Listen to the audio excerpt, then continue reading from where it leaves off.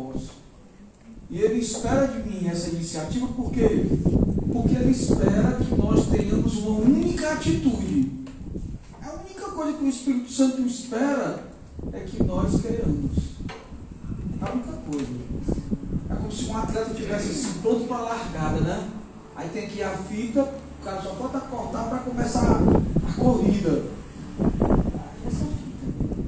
Aí dizer para o Espírito Santo, eu preciso de ti. Espírito Santo, eu quero a experiência.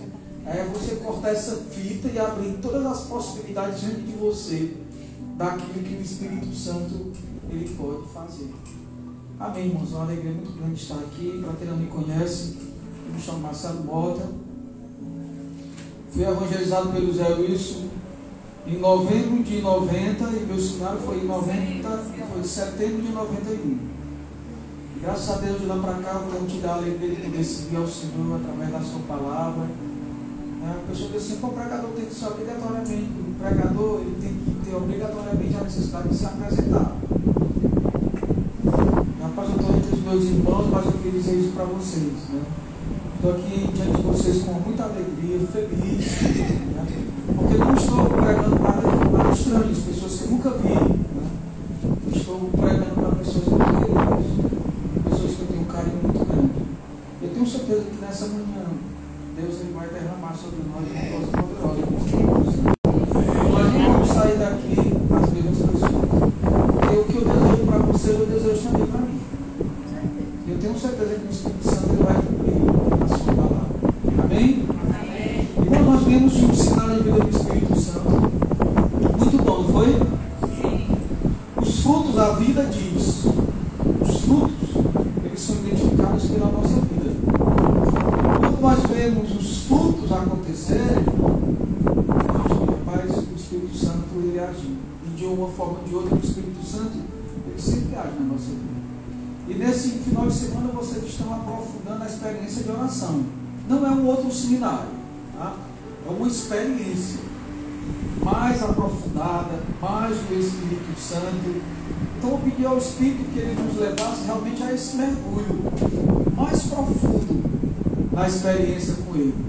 E o Zé me convidou para falar sobre o chefe, né? Falar sobre o Espírito Santo, para pregar sobre o batismo no Espírito Santo. Então, irmãos, eu queria começar dizendo que ao longo da história da salvação existiram promessas importantes, profecias, onde Deus ele comunicava ao povo as determinações do seu coração, qual era o seu desejo. Deus nunca foi oculto, ele sempre falou, ele sempre deixou claro aquilo que ele queria, onde ele queria que nós estivéssemos, né? E isso veio por conta, né, da palavra de Deus, as suas profecias. E tem duas profecias importantíssimas. Se você pegar a palavra de Deus, ela é cheia de profecia, né? Não tenha receio, não seja tímido de conversar com o Senhor a ponto de pedir que Ele cumpra as profecias. Se você está com a palavra, você aprofunda o seu momento de oração, uma das profecias, que existem muitas nas Escrituras, não tenha receio de olhar para Deus com misericórdia e pedir que o Senhor cumpra a promessa. Senhor, tu prometeu, cumpre. Senhor, saiu da tua boca, cumpre. Senhor, veio do teu coração, cumpre. Mas cumpre agora, porque eu estou precisando que essa profecia aconteça na minha vida. E Deus ele vai cumprir. Deus não é homem para se desdizer. Deus é fiel e é bom em todo tempo. E tem duas profecias importantíssimas, né, que mudaram o mundo, que mudaram a história dos israelitas. Uma profecia que está lá no livro do profeta Isaías.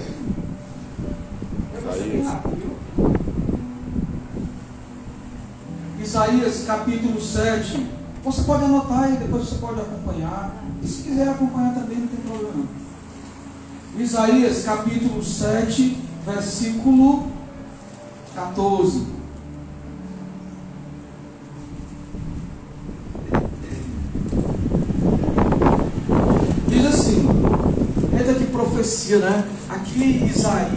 ele profetizava há mais de 500 anos atrás, antes do nascimento de Jesus, muito antes, né? Isaías dizia assim, ó, olha que profecia linda. Ele dizia isso para a casa de Israel, né? Por isso, o próprio Senhor vos dará um sinal. Uma virgem conceberá e dará luz a um filho, e o chamará Deus conosco. Palavra do Senhor. Graças a Deus. Profecia linda, né? Maravilhosa. Em Lucas 4, olha que lindo. Isso aí, ó, um espaço de tempo de mais de 500 anos, de uma para a outra. No Evangelho de São Lucas, no capítulo 4, versículo 21,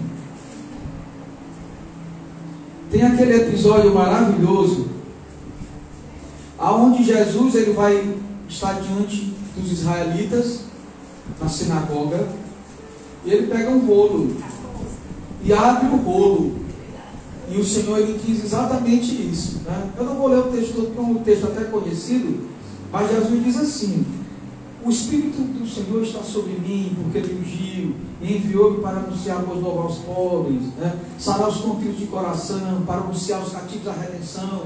Aí ele vai proclamando, né, isso que já foi dito no Antigo Testamento, mas agora é Ele. A profecia era no profeta Isaías, que falava do Senhor. Nesse texto em Lucas, ele está falando dele mesmo. Que lindo! E Jesus ele vai dizer, né?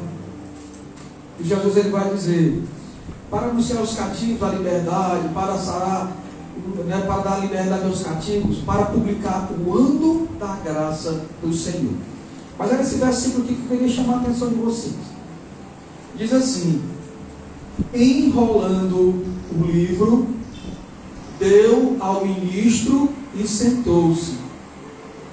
Todos os olhos que estavam na sinagoga, todos que estavam na sinagoga, tinham os olhos fixos nele.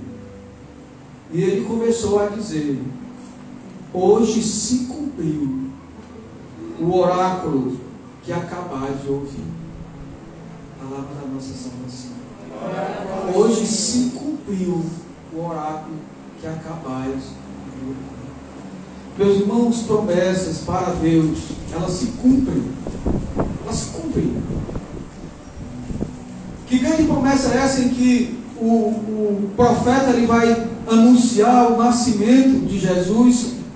A virgem conceberá, dará à luz a um filho. Emanuel, Deus conosco. E nesse texto, em Lucas 4, o próprio Jesus, olha que profecia poderosa, né? Olha que coisa rica que a gente precisa entender.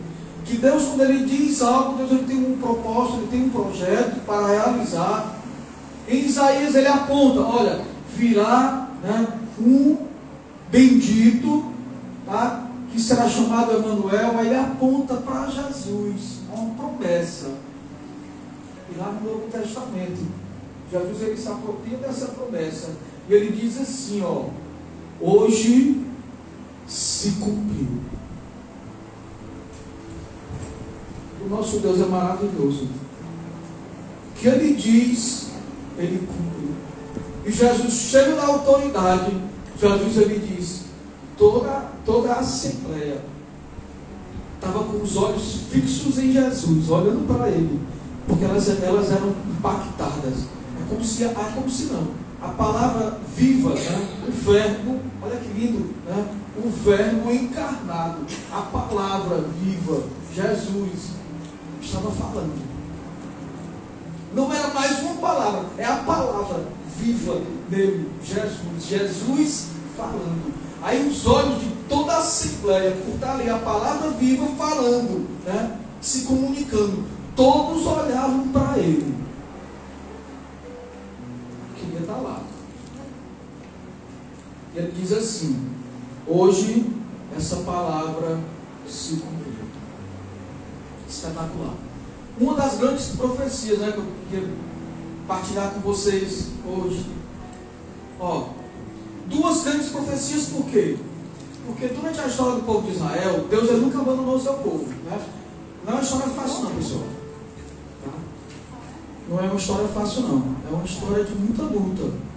Que não é diferente da nossa vida. A nossa vida também é uma constante luta. Né?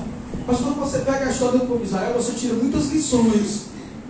Porque desde lá do início, lá do comecinho, quando Deus chamou Abraão era idoso. E Sara também era idosa. E Sara era estéril.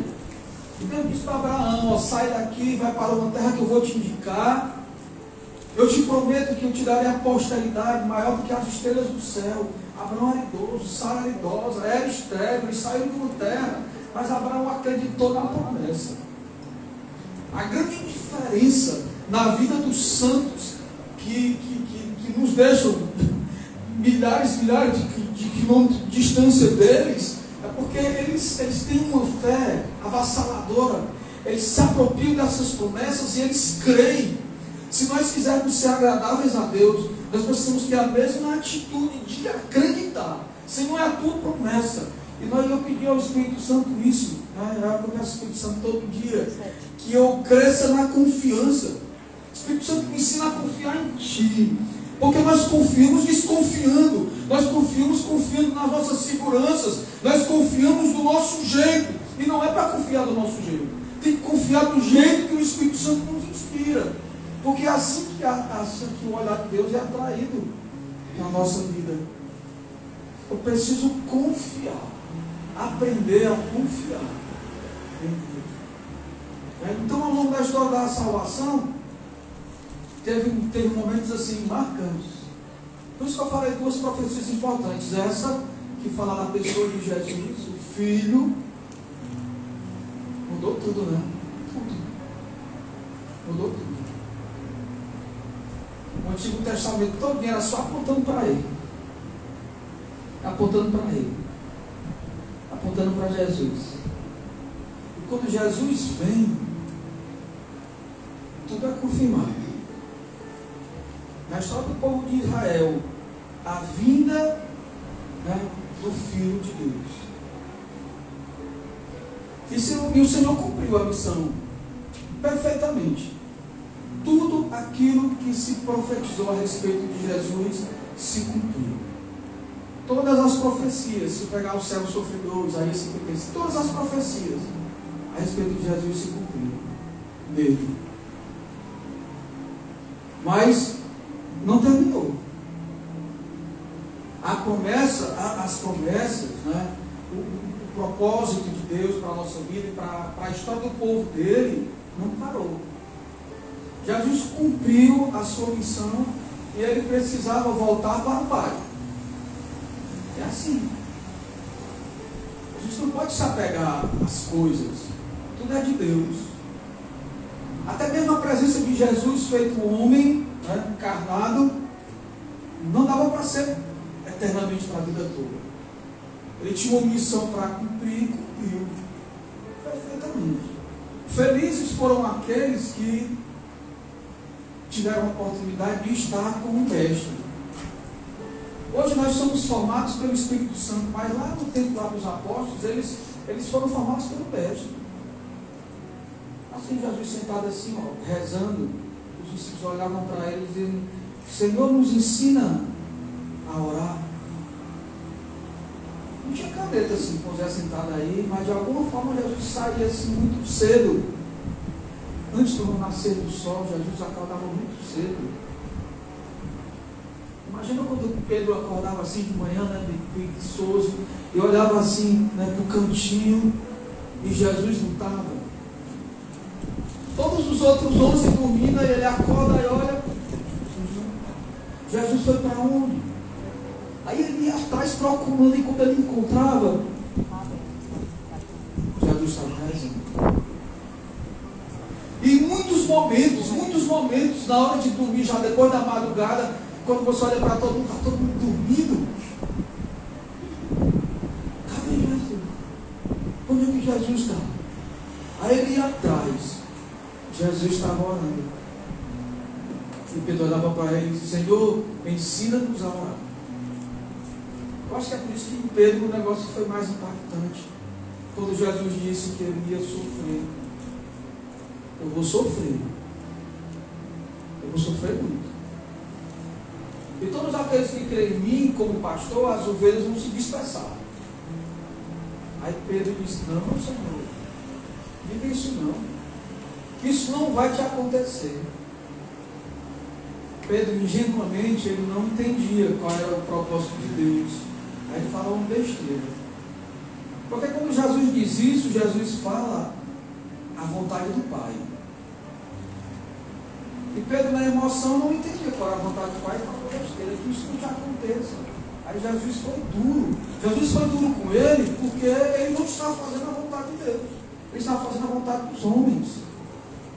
Sai de perto de mim, Satanás. A palavra era dura, não porque Jesus o amasse, mas para o repreender na justiça. Eu estou fazendo a vontade do Pai. E tudo aquilo que se levanta contra a vontade do Pai não é do meu agrado. Então sai de perto de mim. Imagina Jesus chegar e dizer, depois da convivência, Jesus dizer, olha, vou voltar para o Pai. Vou voltar para o Pai. Não, Senhor, deve ter escorregado aí uma palavra dessa, né? Não vá não. Nem vá não. Agora o Senhor vem e se encarna. O Senhor passa tudo que o Senhor passou. Nós aprendemos a conviver contigo. Nós aprendemos a acordar contigo. Nós levantamos com o Senhor. Nós almoçamos com o Senhor. Nós vamos para a missão com o Senhor. Depois desses dias, desses tempos, foram só 3 anos, né?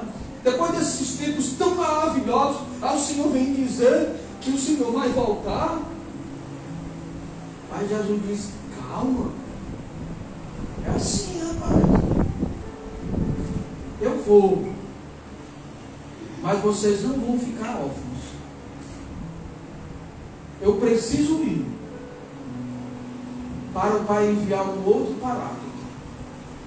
É a segunda grande profecia que eu queria partilhar com vocês, a promessa. Eu vou, porque eu preciso ir. Porque se eu não for, o paráclito não vai vir. E é o rio, né? A vontade de Deus é como um rio, ó. Não para. Não para. Esse fluxo da vontade de Deus é intenso na vida da gente, que vai continuar como uma correnteza forte, puxando até a volta, a segunda volta do Filho do Homem. Quando Jesus voltar a segunda vez, essa vontade de Deus vai estar pulsando, nos arrastando, para viver essa vontade dele na nossa vida. Não para. Não para. Olha, eu preciso ir para o Espírito Santo vir sobre você. Você não vai ficar só, mas calma. Relaxa. Está tudo planejado. Vai dar certo. E a primeira, uma das promessas do Espírito Santo, que no Antigo Testamento também se falava do Espírito Santo. Grande promessa aí, Jesus, e a grande promessa do Espírito Santo. Jesus mesmo, antes de dar ascensão, em Atos 1,8 ele diz, né? Tem várias passagens que poderia pegar, mas eu peguei essa aqui, Atos 1,8. Mas descerá sobre vós o Espírito Santo e vos dará força. A promessa se cumprir na vida dele, de Jesus, sim ou não? Sim. E ele agora nos apresenta outro.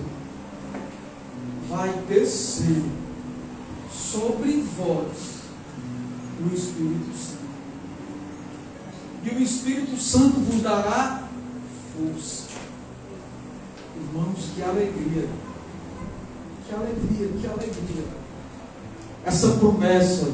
Eu tenho certeza que essa palavra, ela consolou o coração dos apóstolos. Embora eles não entendessem muito, eles entendiam parcialmente. Entendiam sem entender, né?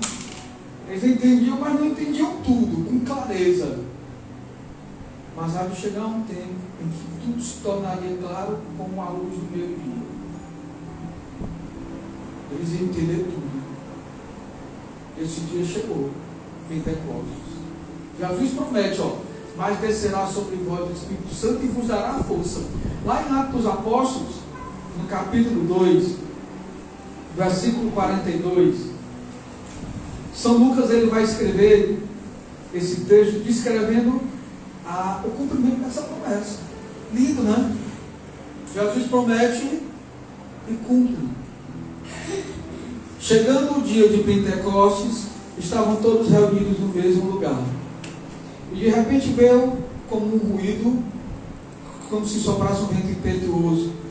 Encheu a casa onde todos eles estavam. Apareceram então uma espécie de língua de fogo, se repartiram e pousaram sobre cada um deles. E todos ficaram cheios do Espírito Santo. Amém? Vamos aplaudir o Espírito Santo?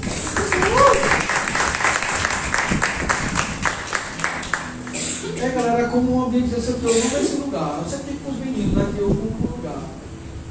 Eu não faço imaculada aqui, eu faço imaculada lá embaixo, porque o pessoal vem de fora, né? Mas para mim esse local aqui é espetacular. Né? Aqui é o cenáculo, né? É o local mais alto. Dá uma sensação realmente do cenáculo de Jerusalém, desse vento aqui tão maravilhoso, né? É como se fosse, né? Nos lares, né? Essa ideia ressoprou sobre eles, né? O vento impetuoso. Irmãos, então, promessas cumpridas. Promessas cumpridas. Promessas vivas, com força de nova atuação. Essas palavras, elas não são mortas. Essas palavras são vivas.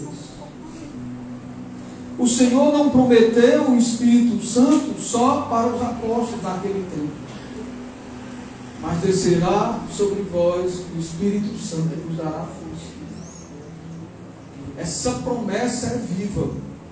E essa promessa é para mim. Essa promessa é para você. E nós precisamos crer que quando o Senhor ele promete, o Senhor ele cumpre.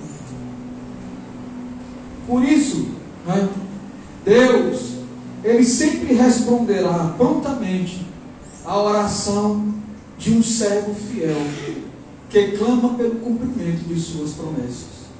Deus ele nunca vai nos deixar sem resposta quando nós clamarmos e suplicarmos o cumprimento das suas promessas, porque Deus ele sabe exatamente das nossas necessidades. Deus ele sabe exatamente aquilo que é caro para nós. Deus sabe exatamente que tipo de material nós somos feitos. Deus sabe das nossas inconstâncias. Deus sabe das nossas misérias. Deus sabe das nossas contradições. Ele sabe tudo. E é justamente porque Ele sabe, porque Ele conhece, que Ele diz isso. Olha, o meu Espírito Santo virá para fazer de você um homem novo. E não é para ser fraco e inconstante que eu te chamei. É para ser forte. O Espírito Santo vem para nos dar força. Depois de Pentecostes, aqueles homens, aquelas mulheres, extraordinariamente mergulhadas nesse poder de Deus, que é o Espírito Santo, tiveram as suas vidas transformadas. E eles mudaram o mundo. Não foram só as vidas deles transformadas, mas eles transformaram tudo. Em nome do Senhor.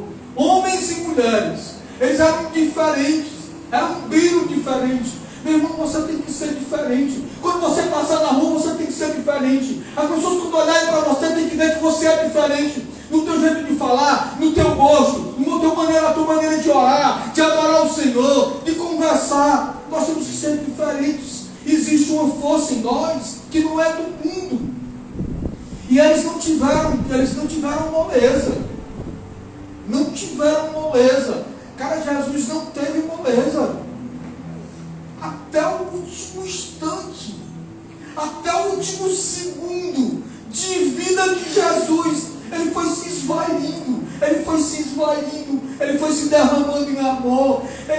Uma chaga.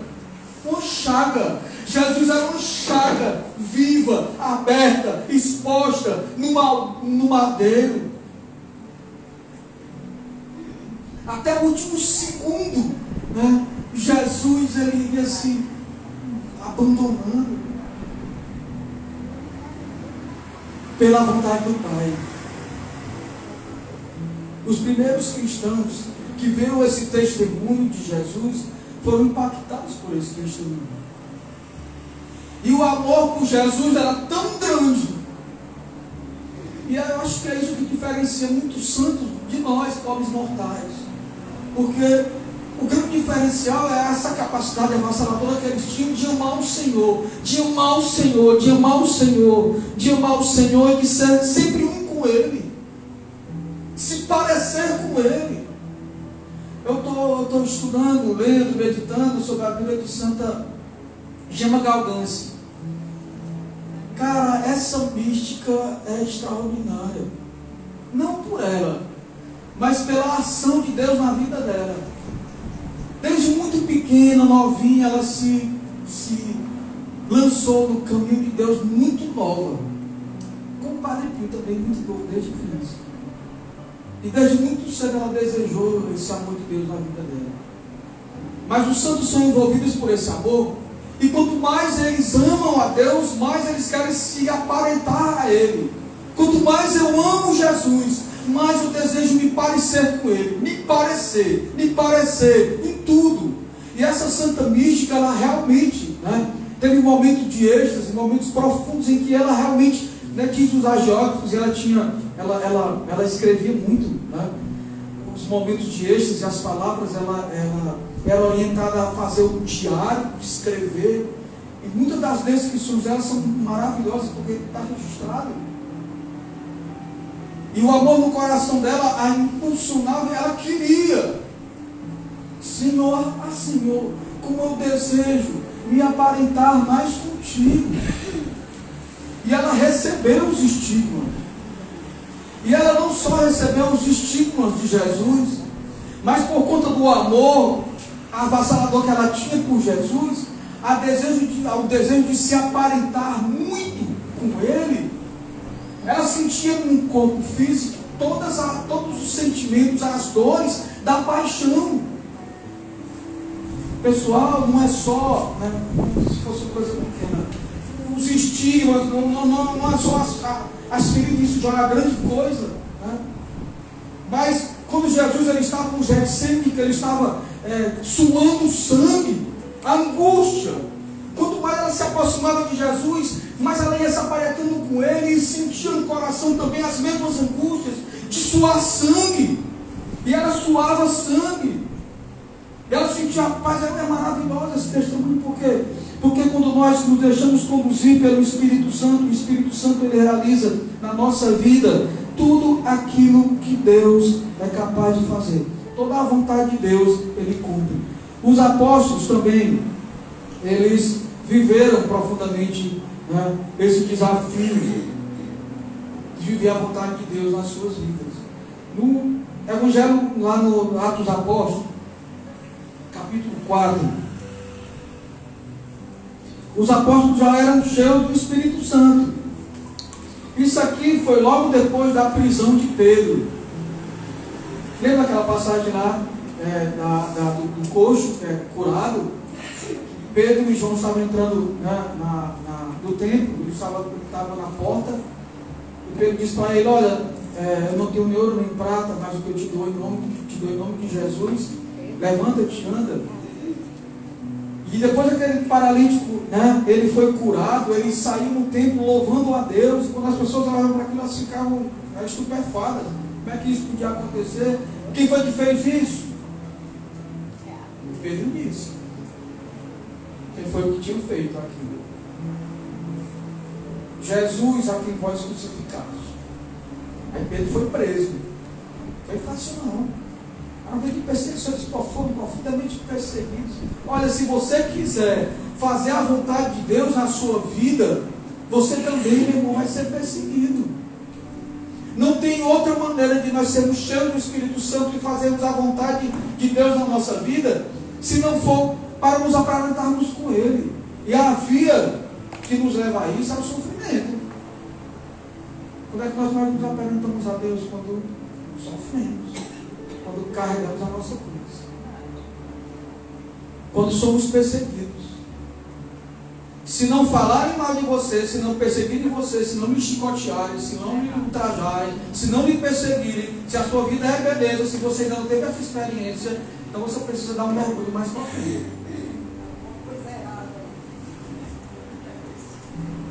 Se não tiver isso, se não se aparentar dessa forma, nós precisamos dar um mergulho mais profundo. Porque não há uma vida mansa, a vida do discípulo. Mas a promessa de Deus, ela é viva. Olha que coisa espetacular. Depois que Pedro foi preso, os irmãos todos se reuniram, pedindo mais uma vez. Olha, o Espírito Santo já havia se derramado sobre eles, mas eles continuaram pedindo mais. Mais da experiência. E Atos capítulo 4, versículo 29, ele tem essa oração maravilhosa, que ele diz assim: agora, pois, Senhor, olhai os vossos servos, que com todo desassombro anunciem a vossa palavra. Eles estavam sendo perseguidos, eles estavam sendo presos, e muitas vezes Pedro e os apóstolos, quando eles eram presos, eles eram açoitados. O pessoal não é tapinha na cara, não. É açoite. E não é devagar, não. É para intimidar. É um açoite que a pessoa diz assim, ó, vamos bater para ele não falar mais. Bata, o cara disse para o soldado, ó, bata dele. Bata com força para ele nunca mais falar. Chefe, deixa comigo. Era esse o açoite. E quando eles saíam dos cárceres, das prisões, eles saíam felizes. Saíam alegres. Eles saíam vibrantes, com os olhos em chama e com o coração ardente. Porque eles foram perseguidos. Como Jesus.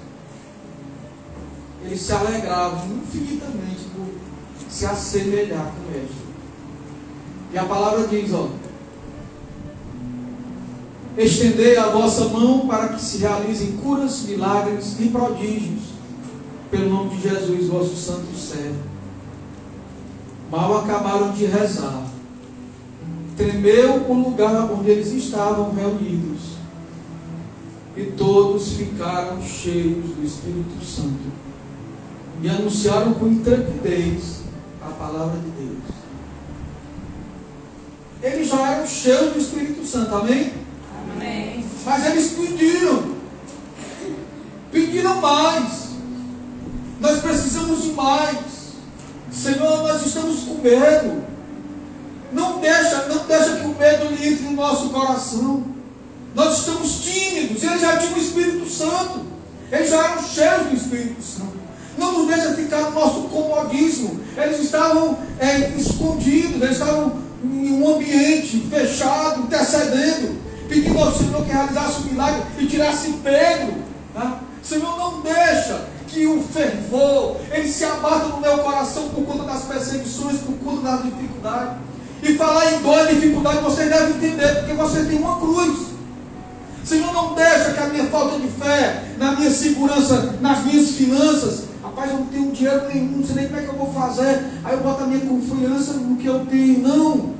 Aí eu confio naquela pessoa, que aquela pessoa vai me ajudar, aquela pessoa, ela vai te decepcionar. Senhor, não permita que as minhas situações, da minha vida, né, as perseguições, se as pessoas que te amam traíram você, deixaram você sozinho, te decepcionaram, não coloque a sua confiança nas coisas. Eles se reuniram, né? Eles se reuniram e pediram, Senhor, manda o teu Espírito Santo para que se realize milagres, sinais, cura. Quando você estiver se sentindo abatido, triste, dobra seu joelho, meu irmão. É a saída é dobrar o joelho e pedir, Senhor, cumpre a tua promessa. Espírito Santo, eu preciso de ti. Espírito Santo, eu preciso de ti agora, para que se realize milagre, peça cura, peça libertação. Quando eles acabaram de rezar, Deus ele escuta a nossa oração. Ele não é homem para se desdizer, é um Deus fiel. Quando eles acabaram de rezar, O local tremeu. Esse local não precisa tremer, não. O que tem que tremer é o nosso coração. É o nosso coração que precisa tremer. Quando nós estivermos rezando, quando você estiver diante do Senhor, o nosso coração não pode ficar insensível diante de Jesus. Eu não posso passar diante de Jesus na Eucaristia como se fosse apenas uma lembrança. E eu preciso ir.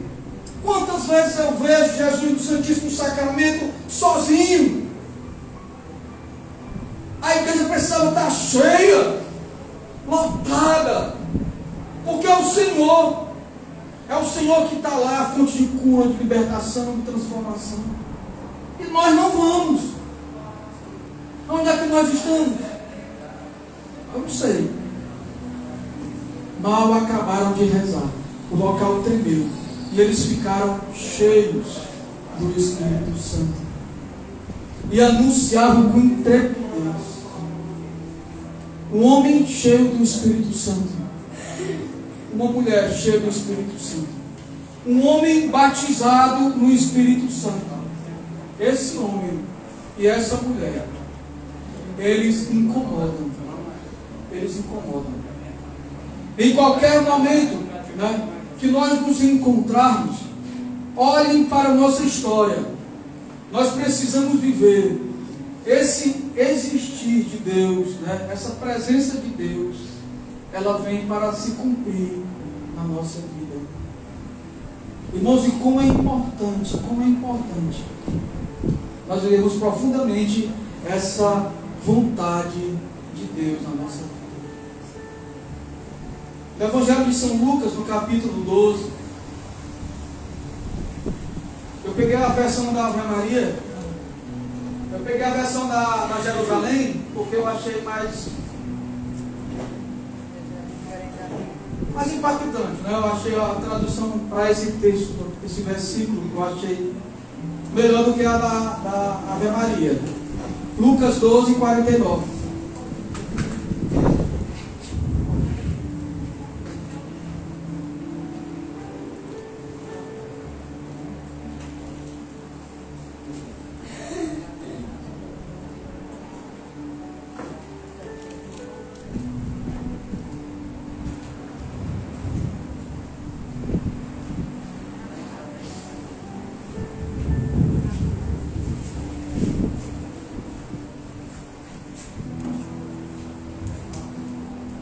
A palavra diz assim, Lucas 12, 49. Eu vim trazer fogo sobre a terra, e como desejaria que já estivesse aceso. Quem foi que disse isso? Foi Jesus. E ele disse isso se referindo a quê? Ele disse isso se referindo ao Espírito Santo. Que ao olhar para nós, a nossa maior necessidade deve ser do Espírito Santo. Se quisermos alegrar o Senhor, Ele precisa olhar para nós. E precisa ver em nós o desejo sincero de sermos cheios do Espírito Santo. Meus irmãos, o Senhor, Ele nos escolheu. Ele tem certeza. Quando Ele nos escolheu, alguma expectativa Deus ele tem em relação a você. Deus nos chamou para dar certo. A sua vida, Deus ele constituiu para dar certo. E nós não podemos decepcionar. O batismo do Espírito Santo é contínuo. O batismo no Espírito Santo ele é contínuo e precisa ser constante. Mais constante deve ser o desejo do nosso coração de ser cheio do Espírito Santo. Deus ele promete. O Espírito Santo é derramado sobre os nossos corações. O verbo pedir, essa foi uma palavra que Deus ele me deu. O verbo pedir em relação ao Espírito Santo nunca deve ser deixado de ser empregado em nossas orações. Pedir. pedir. O Senhor ele vem e fala aos nossos corações que é preciso pedir. Os nossos corações, e eu queria terminar dizendo para vocês, tá? Do desejo que existe no coração de Deus em fazer nova todas as coisas.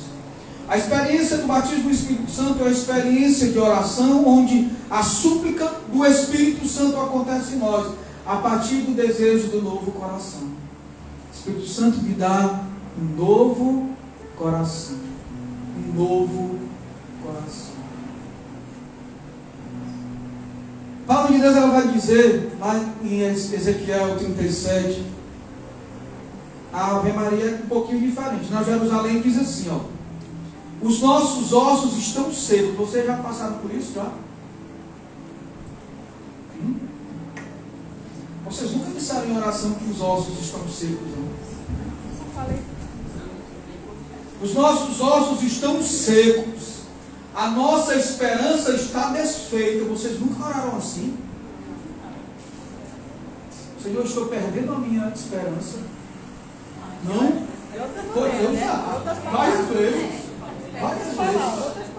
Várias vezes eu pedi ao Senhor: Senhor, não me permita perder a minha esperança. Várias vezes. Muitas vezes.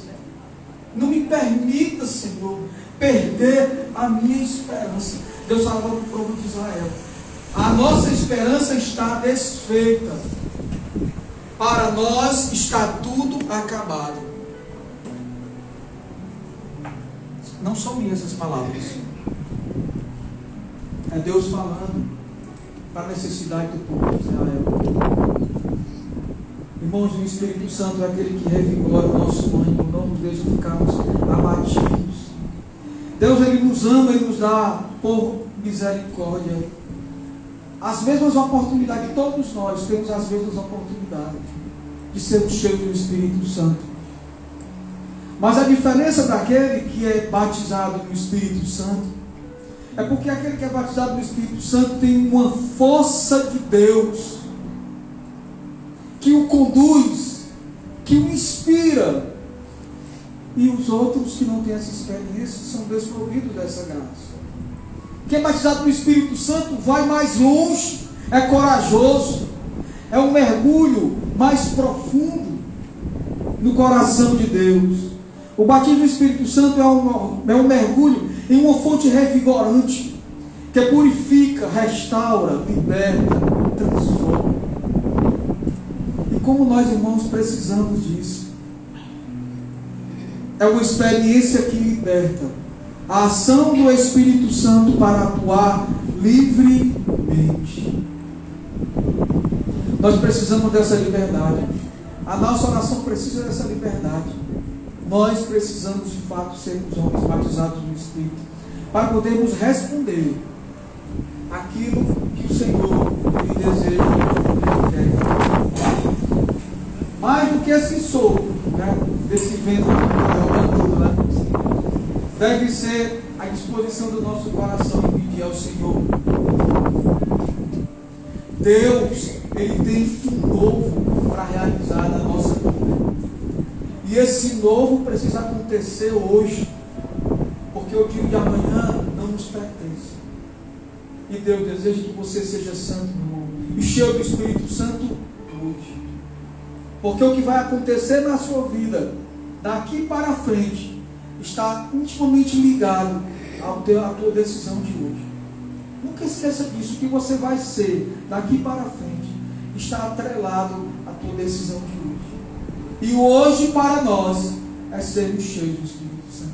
Amém? Amém. Vamos ficar de pé um pouquinho, rezar um pouquinho, pedir